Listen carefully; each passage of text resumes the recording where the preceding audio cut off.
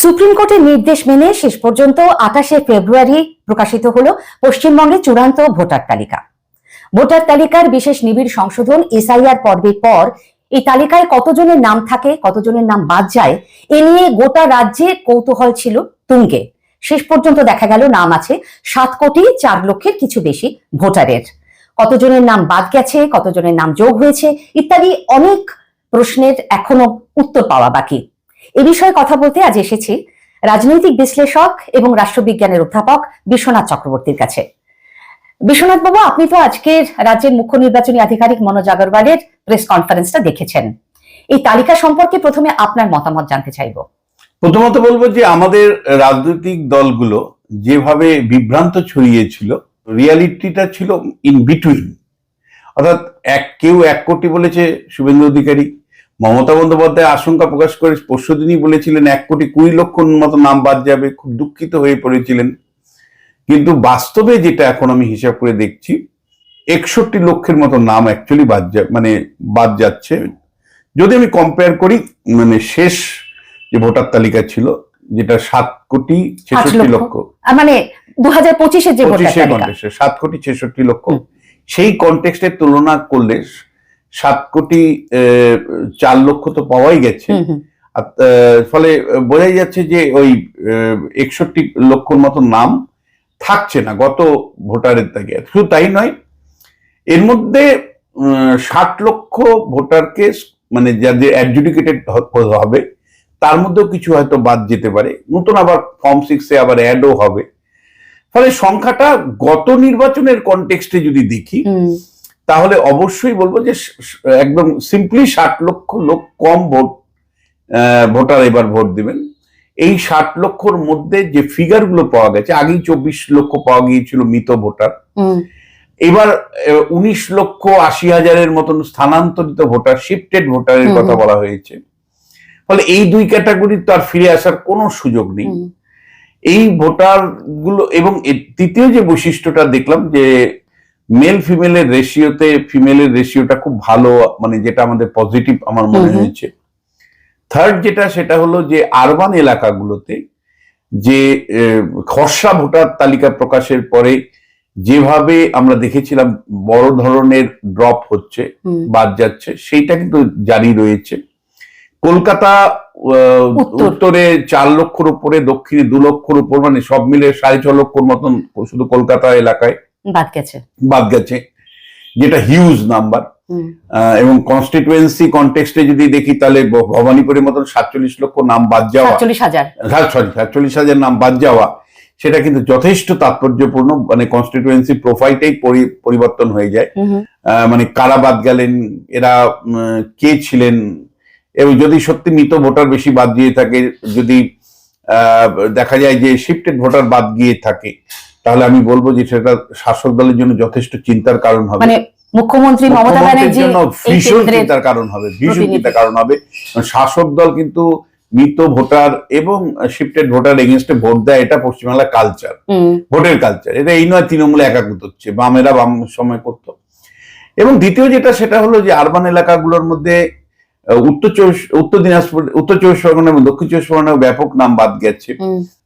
ফলে আমরা যদি দেখি উত্তর দক্ষিণ কলকাতা, এই তিনটে, উত্তর দক্ষিণ 24 পরগনা কলকাতা, এই তিনটে মিলে কিন্তু একটা সবচেয়ে বেশি সংখ্যক নাম বাদ গেছে। এইবার আমি যদি একটা কম্পারেটিভ স্টাডি করি তাহলে দেখবো অ্যাডজুডিকেশনে কারা আছে বেশি। অ্যাডজুডিকেশনে কিন্তু সংখ্যালঘু এলাকার মানুষরাই কিন্তু আছেন, অর্থাৎ যাদের নাম এখনো বিচারাধীন বা বিবেচনার মধ্যে আছে, এইরকম সংখ্যাটা কিন্তু 60 লক্ষ। সেই 60 লক্ষকে এখন বিচার বিভাগের যারা বিচারপতি তারা অ্যাডজুডিকেট করবেন যে তাদের যে ডকুমেন্ট দিয়েছেন প্রপার কিনা, ভেরিফাই করে যদি মনে হয় যে না ঠিক, তাহলে তাদের তালিকায় উঠতে থাকবে। এবং এই 60 লক্ষর মধ্যে আমি লক্ষ্য করলাম যে 31% মতন শুধু আছে, জেলার মোট ভোটারের 31% আছে শুধু মুর্শিদাবাদে। এবং মুসলিম এলাকাগুলোতেই কিন্তু মূলত 70 থেকে 80% নাম কিন্তু অ্যাডজুডিকেটেশনের মধ্যে রয়েছে, which is very very important আমার মনে হয়েছে। এর মধ্যে থেকে তো কিছু কিছু নাম আবার যোগ হতে থাকবে চূড়ান্ত তালিকায়, যেটা বললেন আজকে রাজ্যের মুখ্য নির্বাচনী হ্যাঁ, আধিকারিক, যে এ নিয়ে চিন্তার কিছু কারণ নেই, যখনই অ্যাডজুডিকেশনের পর্ব শেষ হবে সেইভাবে নাম উঠবে। কিন্তু তৃণমূল কংগ্রেসের রাজ্যসভার সাংসদ মমতা বালা ঠাকুর, যিনি মতুয়া মহাসংঘের প্রধান, তিনি বলছেন যে মতুয়াদের 90% নাম বাদ গেছে। মিথ্যে কথা বলেছে, নাম বাদ গেছে, মানে বাদ যাওয়ার সম্ভাবনা আছে, প্রথমত অ্যাডজুডিকেটেড অবস্থায় আছে। আর নাম বাদ যাওয়ার পরে সংখ্যাটা যে বিরাট এমন ভাবার কারণে, সংখ্যাটা উত্তর 24 পরগনা এবং নদিয়া মিলে যদি দেখি, তাহলে অবশ্যই মানে অন্য জেলার তুলনা যদি বলি এভারেজের থেকে অনেকটা বেশি, সেটা প্রায় 7.6% মতন হচ্ছে। কিন্তু সবার নাম বাদ চলে গেছে, 90% নাম বাদ গেছে, এটা একেবারেই ঠিক নয়। তাহলে কি এটা বুঝতে হবে যে যখন দিনক্ষণ ঘোষণা হয়ে যাবে নির্বাচনের, সেই দিনক্ষণ ঘোষণার পর মনোনয়ন জমা দেবার শেষ দিন পর্যন্ত তো নাম যোগ হতে থাকবে, তাহলে মোট কতজন এবার ভোট দেবেন এই সংখ্যাটা কি আমরা শেষ পর্যন্ত পাবো? হ্যাঁ হ্যাঁ, আমরা পাবো। কিভাবে? এবং এটা হলো যে ভোটার তালিকা বিধানসভা ওয়াইজ একটা প্রকাশ করতেই হবে।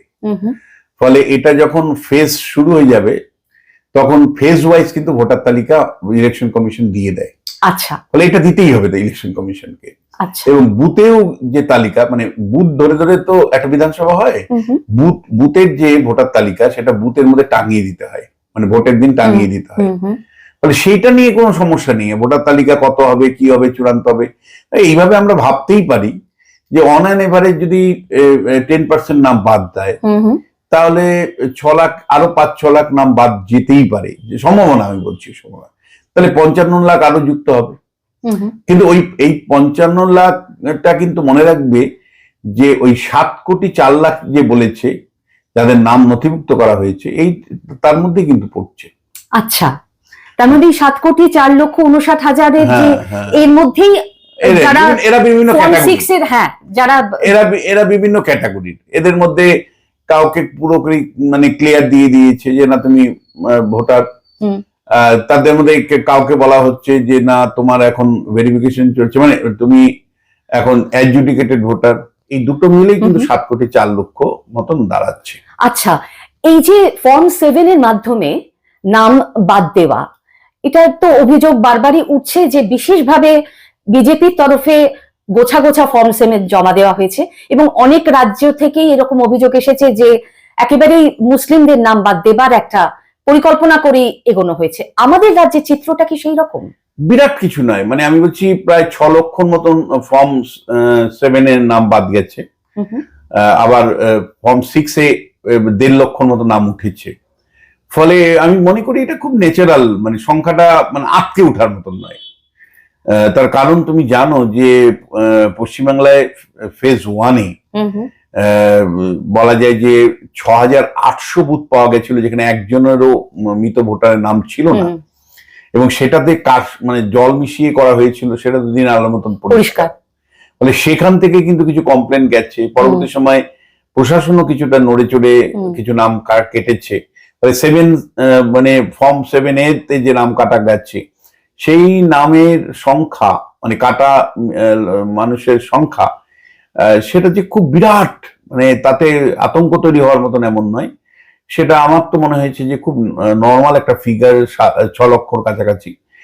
সেটা কিন্তু খুব ন্যাচারাল ফিগার। এটার জন্য মানে ইলেকশন কমিশনকে কোনো রকম আশঙ্কা প্রকাশ করা বা সন্দেহ প্রকাশ করা, আলাদা ইন্টারপ্রিটেশনের কোনো সুযোগ নেই। ঠিক, আমি বেশি কনসার্ন হলো যে 60 লক্ষকে অ্যাডজুডিকেটেড করে রাখা হলো।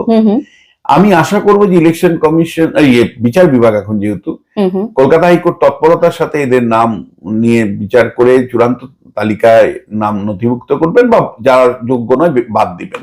কিন্তু 60 লক্ষকে যদি গড়িমসি করে ইলেকশন কমিশন, তো ইলেকশনের জন্য চুপ করে বসে থাকবে না। এটা গড়িমসি করার কিন্তু খুব সুযোগ নেই, কারণ বিচারক যারা নিযুক্ত হয়েছেন তাদের তো নিজস্ব যে মামলা সেগুলোও সমস্ত পেন্ডিং হয়ে থাকবে। ফলে এই কাজটা তাদের তাড়াতাড়ি শেষ করতেই হবে। এক্সপেক্টেড, মানে আমি কিন্তু মানে বিরাট আশাবাদী নন আপনি? মানে 100% আশাবাদী নই। কেন? তার কারণটা হলো অনেক সময় দেখা যায় যে এই ধরনের কাজগুলো একটা মানে যখন বিচার ব্যবস্থার এর মধ্যে যুক্ত হয়ে যায়, তখন স্লো হওয়ার সম্ভাবনা একটা প্রবল থাকে। কারণ কি, এক্সপার্টাইজ নলেজটা তো তাদের থাকে না, ফলে তারা একটা আলাদা ডোমাইন, নলেজের একটা আলাদা ডোমাইন থেকে এসছেন।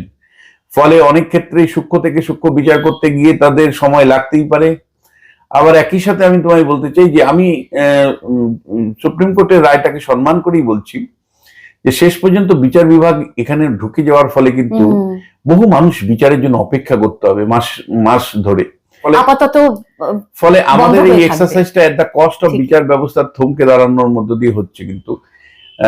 এবং মানে আরেকটা কথা হলো যে ইলেকশন কমিশন একটা কনস্টিটিউশনাল বডি, মানে সুপ্রিম কোর্ট যদি মানে বাধ্য করতো, তুমি তো ভাবো কোন উদাহরণটা থাকলো যখন মানে একবারে পশ্চিমবাংলাতে রাজ্য সরকার সহযোগিতা করলো না, ইলেকশন কমিশনেরও পরিকল্পনার অভাব থাকলো, তার ফলে বিচার বিভাগকেই দায়িত্ব পালন করতে হলো। ভারতবর্ষের সংবিধান বিচার বিভাগকে কোনো এক্সিকিউটিভ পাওয়ার দেয়নি। এইবার ইলেকশন কমিশন যদি ব্যর্থ হয়, রাজ্য সরকার যদি ব্যর্থ হয়, তাদেরকে বাধ্য করানো উচিত ছিল। ইলেকশন কমিশনের একটা মনিটরিং টিম থাকতে পারতো, সুপ্রিম কোর্টের একটা মনিটরিং টিম থাকতে পারতো, কিন্তু সরাসরি বিচার বিভাগকে সরাসরি বিচার বিভাগ মানে বিচার আটকে রেখে বিচারের প্রার্থীদেরকে বিচার থেকে বঞ্চিত করে যেভাবে এসআইআর এর বিচার বিভাগ ঢুকলো, এটা একটা বেনজির হয়ে থাকলো এবং এটা দৃষ্টান্ত থাকলো এবং এটা কাম্য নয়। তার মানে কি, মানে যারা সাংবিধানিক দায়িত্বে ছিল রাজ্য সরকার সহযোগিতা করার প্রশ্নে আর ইলেকশন কমিশন নেতৃত্ব দেওয়ার প্রশ্নে, দুজনই অসহযোগিতা করলো। দুটো অবাধ্য সংস্থাকে বাধ্য আপনি করতে পারলেন না কেন? এখানে কিন্তু অসহযোগিতার সব থেকে বেশি অভিযোগটা রাজ্য প্রশাসনের বিরুদ্ধে।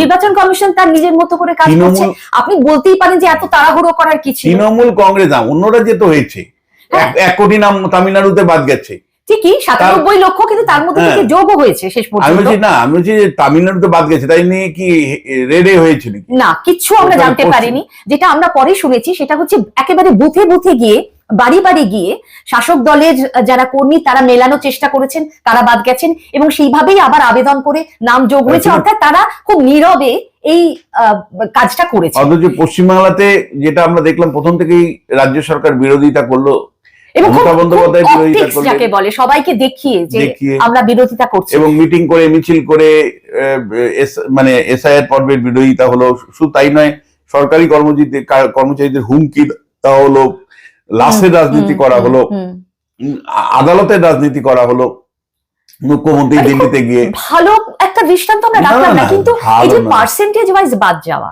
সেক্ষেত্রে তামিলনাড়ু বলুন বা গুজরাট বলুন বা উত্তরপ্রদেশ এখনো বেরোয়নি, কিন্তু উত্তরপ্রদেশেও একটা হিউজ সংখ্যক, অন্তত ড্রাফট রোল অনুযায়ী 2,89 লক্ষ। তো কিন্তু সেই তুলনায় পশ্চিমবঙ্গে যদি পার্সেন্টেজে দেখি এখনো পর্যন্ত সেই অনুপাতে কম, একেবারে মানে অনেক কম। আমি ওই জন্য আমি প্রথমেই তোমাকে লাইনটা বললাম যে আমাদের নেতারা তাতিয়েছে।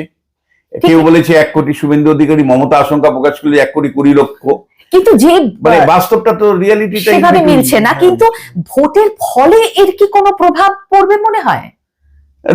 প্রথমত যে কারা নাম বাদ দিচ্ছে, প্রথমত আমি পরিষ্কার করে বলবো যে মৃত ভোটার আর স্থানান্তরিত ভোটার মিলে প্রায় 50 লাখের কাছাকাছি হয়েছে। এটা কিন্তু শাসক দল ভোট দিয়ে দিত, ফলে শাসক দলের একটা আতঙ্ক থাকবেই যে এখানে যে সিটগুলো মার্জিনাল, 43টা সিট আছে মার্জিনাল, যেখানে ভোটের জয় পরাজয় গতবার 21 সালে 43টা আমাদের এরকম বিধানসভা পেয়েছি, যেখানে মার্জিনাল সিট যেগুলোকে 10,000-এর মধ্যে জয় পরাজয় হয়েছে, সেই জায়গাগুলো ডেফিনেটলি ইম্প্যাক্ট করবে। এবং সেখানে এই জন্য বোধহয় মুখ্যমন্ত্রী চাইছিলেন 2025-এর তালিকা অনুযায়ী এবারে নির্বাচনটা হয়ে যাক। 2025-এর জন্য উনি আবেদন করেছিলেন সুপ্রিম কোর্টের কাছে, যেটা সুপ্রিম কোর্ট মানেনি। এসআইআরটা যে সাংবিধানিক প্রক্রিয়া এবং সেটা মেনে নিতে হবে, সেটা ওনাকে বুঝিয়ে দেওয়া হয়েছিল। কিন্তু আমি তোমায় বলছি যে এটা একমাত্র ডিটারমিনিং ফ্যাক্টর হবে এমন ভাবার কারণ নেই। তবে অবশ্যই মানে তো এসআইআর এর কেমিস্ট্রি আছে, কেমিস্ট্রিটা কিন্তু মমতা বন্দ্যোপাধ্যায়ের পক্ষে, আর এটার যে অঙ্কটা আছে সেটা বিজেপির পক্ষে। আচ্ছা, তার মানে বাদ যাওয়ার ক্ষেত্রে প্রভাবটা শাসক দলের ওপর পড়বে, কিন্তু বিজেপি বিরোধী যে একটা মনোভাব তৈরি হয়েছে, হ্যাঁ, এই এসআইআর কে কেন্দ্র করে সেটা তৃণমূলের পক্ষে যাবে। ফলে প্লাস মাইনাস করে কি দাঁড়াবে সেটা এখনই অনুমান করা খুব কঠিন। এবং একই সাথে বলতে চাই, এইটা একমাত্র নির্বাচন হচ্ছে যেখানে শাসক দল প্রত্যেকটা ভোটারকে রেখে দিতে চাইছে যে কোনো মূল্যে, হুম, আর বিরোধীরা জয় চাইছে ভোটারের সংখ্যা কমিয়ে। এক অদ্ভুত ধরনের পরিস্থিতির সম্মুখে পশ্চিমবঙ্গ। দুটো দল বিপরীতমুখী। একদল যে কোনো মূল্যে মৃত ভোটার, অবৈধ ভোটার, স্থানান্তরিত ভোটারকে রক্ষা করে দিয়ে নির্বাচনে যেতে চাইছে, আর আরেক দল যত সংখ্যক মানুষকে সম্ভব, বিশেষ করে সংখ্যালঘু মুসলিমদের বাদ দিয়ে নির্বাচনে যাওয়া যায় সেই চেষ্টা জয়ের সেই চেষ্টা করছে। ফলে আমরা সাধারণত রাষ্ট্রবিজ্ঞানের চর্চায় দেখে থাকি যে বিরোধীরা ভোটারদেরকে যুক্ত করে করে শাসককে পরাজিত করে, এখানে ভোটার বিযুক্ত করে শাসককে পরাজয়ের একটা স্বপ্ন কিন্তু বিজেপি দেখছে।